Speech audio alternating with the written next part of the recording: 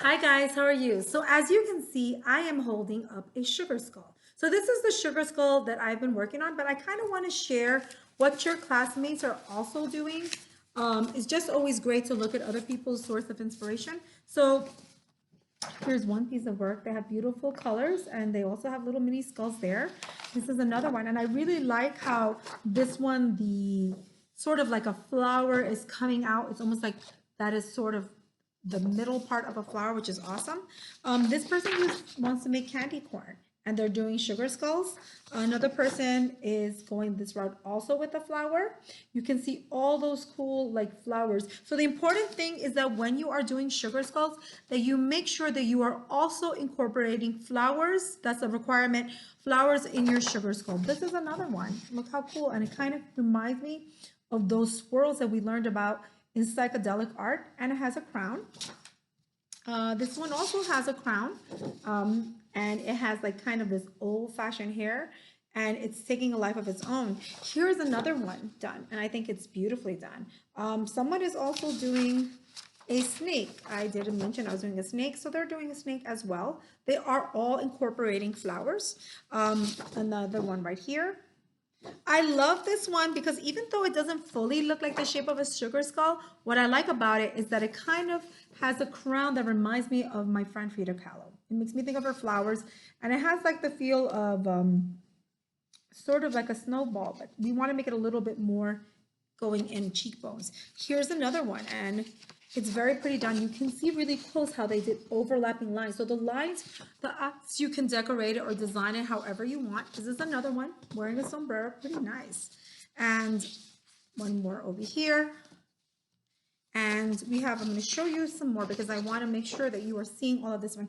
This one doesn't look like the traditional sugar skull, but it's supposed to represent earth and fire.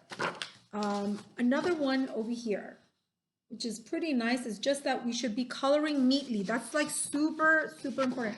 This one is really cool too. Like I like the color contrast. So this one is mine. And what we're gonna do today is that I'm gonna share some of the things that I'm doing to enhance my sugar skulls. I wanna make sure that when I'm ready to draw, I have my color pencils. That's like important, right? I wanna make sure I have some color markers because I might wanna highlight some parts. So I actually use the highlighter in this part, and I'm gonna go ahead and kind of do more design. I actually took out two highlighters because I wanna add more. And it's important that when you are doing your sugar skull, there are as many details as possible. And if you notice some of the sugar skulls, I think they're awesome. But if you color it sloppy, it takes away from it. So you want to make sure that when you are coloring your sugar skull, that you are making sure that you are taking your time. So I'm gonna just go ahead with mine. If you look at mine, I have a snake coming out of the eye. I have these two similar swirls. I really like this part over here. It's like a flower shooting out black, and I'm thinking, why does the flower have to always be just the color of a flower? Over here, I have a fire, and now fire also has some elements of blue. I have a flower over there.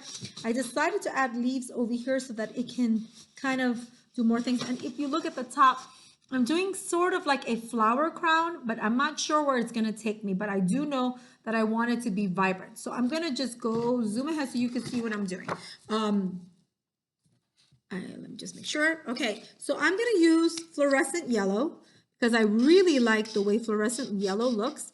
And I'm gonna kind of create their space. So there's the hot pink, and I'm going in between. I'm making sort of that V shape because I really want the crown to kind of have a fluorescent feel to it. I'm gonna make one line of fluorescent also on that top. And if you notice what I'm doing to one, I'm doing to the other because we wanna kind of create harmony.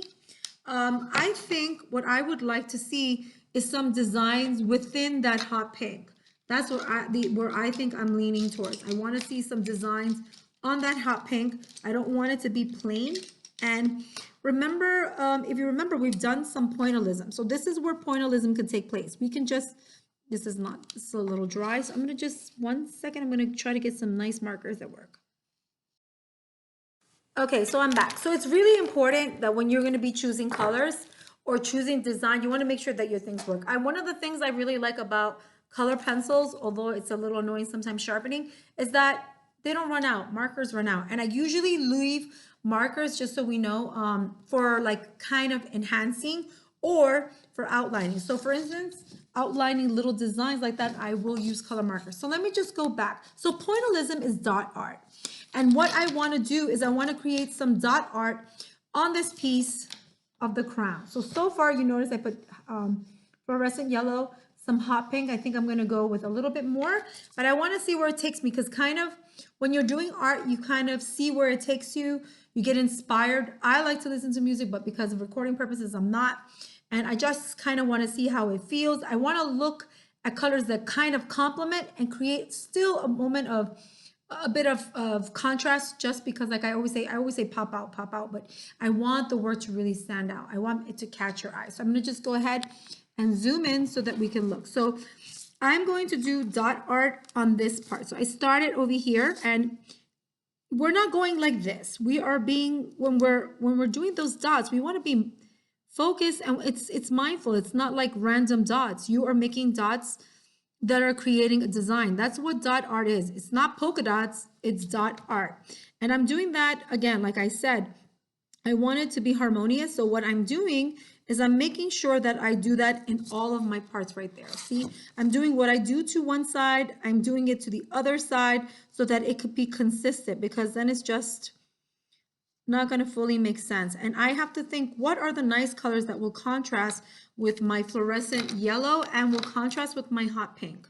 So I actually have a hot pink within this, and it's not exactly the same, but I think I'm going to just go over it a little bit so that I can make sure that it's really, I can see that line of black, but I can also see that hot pink. Now, because I touched it on a black marker, it's now a little bit not as clean as I would like it, but that's okay. I'm going to go ahead and get some of my turquoise blue. I have turquoise blue over here, and maybe what I will do is I will do a little bit of dots on the yellow part. So that over there is giving it these tiny little details that if the person were paying attention to my artwork, they will stand out. It won't be just simple lines. You can make designs. Now, if you're doing color pencils, this is not really fully possible. I mean, you might be able to do it.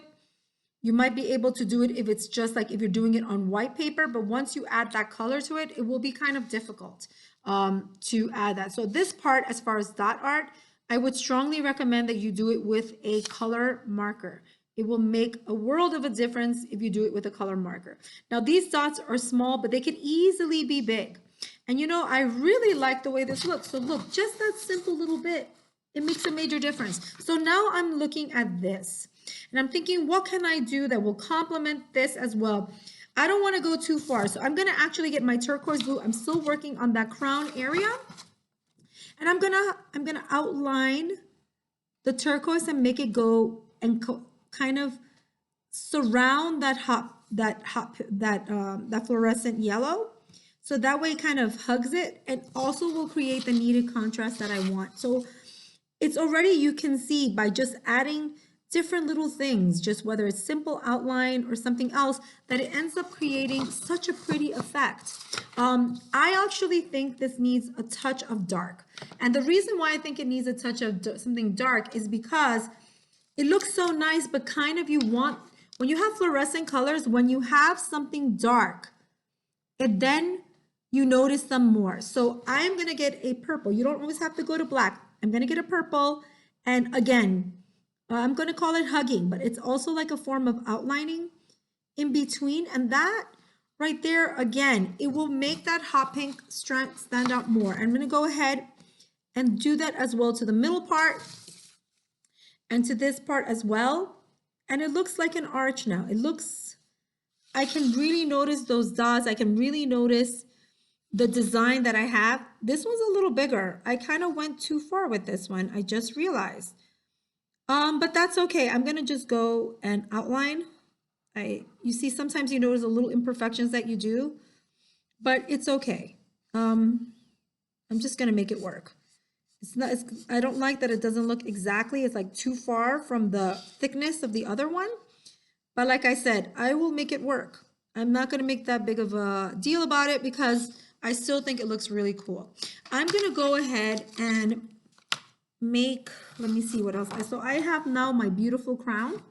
And when you're looking at this, you just have to see what other pieces. So I have to think, because we're done, but I have to think of what other things can I add to enhance. I'm not leaving this blank by any means. I'm going to definitely do something that is going to create a bit more. I want it to be different than my crown, because I don't want to take away from my crown. I want my crown to look like a crown. So I have to think of what I want to do here. And just, if you notice, I have a snake here, but one of the favorite bugs I have is a bee. So I kind of want to figure out, how can I add bees to my project? I might have to not add them and just put it to something else. I'm not quite sure, but it's always good to let your imagination kind of take you somewhere else. Also create balance when you're doing your work, because this is supposed to be balanced. It's not 100% balanced, because clearly this one is bigger, but that's okay. I think it still works. Anyway, I hope you have an awesome day. Bye.